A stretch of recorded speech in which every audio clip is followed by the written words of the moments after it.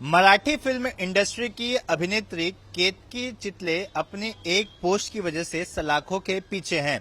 आरोप है कि केतकी ने जो पोस्ट किया है वो पोस्ट एनसीपी के प्रमुख शरद पवार के लिए अपमानजनक था।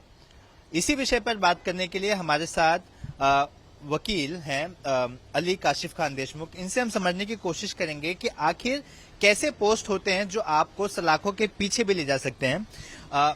काशिफ, कई सारे हमने ऐसे केसेस देखे हैं जहां पर आप सोशल मीडिया पर अपनी भावनाओं को व्यक्त करते हैं, लेकिन ये भावनाएं ऐसी होती हैं जो आपको जेल की सलाखों के पीछे ले जाती हैं। आखिर क्या कुछ ये होता है? देखिए, कानून ने, हमारे देश में संविधान ने हमें पावर दिया है कि हम अपनी फ्रीडम ऑफ स्पीच और एक्सप्रेशन को पूरी तरीके से जबान से या एक्सप्रेस करके या किसी आज की तारीख में सोशल मीडिया के थ्रू हम पोस्ट को पुटअप कर सके।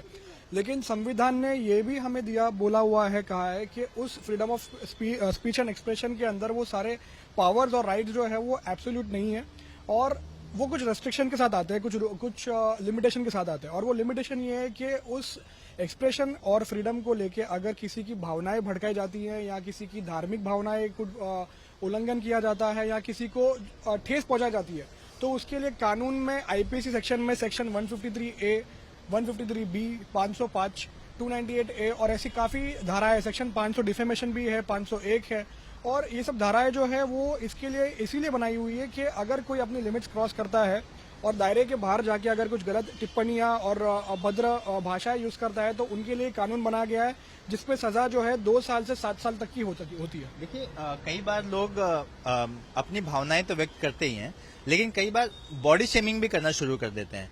जैसे कई सारे मामले हैं, उसमें आपकी शरीर को लेकर भी कुछ कमेंट कर दिया अगर आपकी विचारधारा उनकी विचारधारा से मैच नहीं खाती है।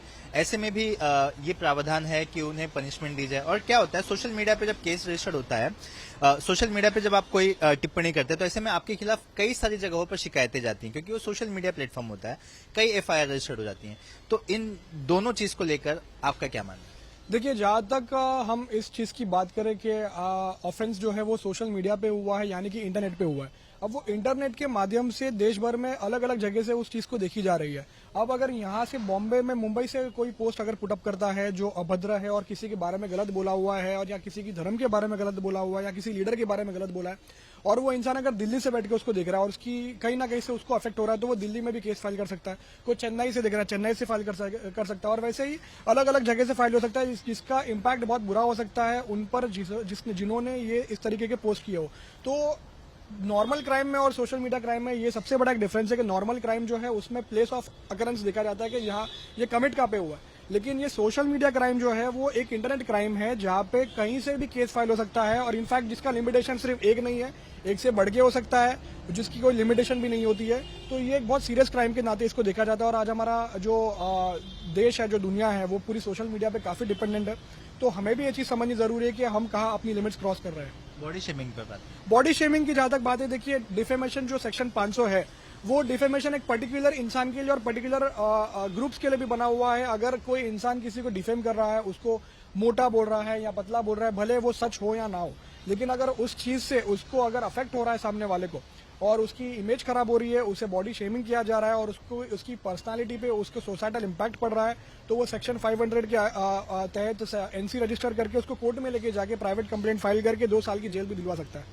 तो जैसा कि आप सुन रहे थे, अली काशिफ खान देशमुख बता रहे थे कि कैसे सोशल मीडिया पर अगर आप किसी के लिए अपमानजनक पोस्ट करते हैं, ऐसे में आप पर देश में कहीं पर भी कोई भी केस दर्ज करा सकता है और आपकी मुसीबत और भी बढ़ सकती है। कैमरामैन अनूप रस्तोगी के साथ सूरज ओझा, एबीपी न्यूज, मुंबई।